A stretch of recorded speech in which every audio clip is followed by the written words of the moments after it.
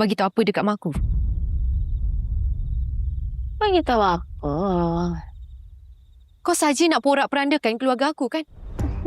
Alah, Sofia.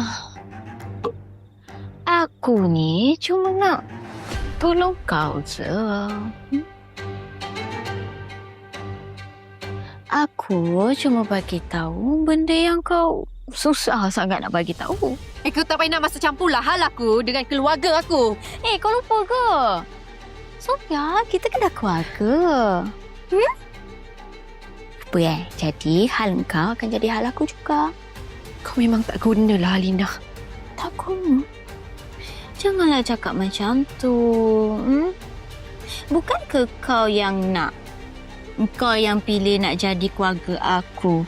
So, welcome to the family. Dia macam ni lah, Sofia. Apa kata lepas ni kau anggap je semua urusan mak kau adalah urusan keluarga kita. Harmoni. Okay? Ah!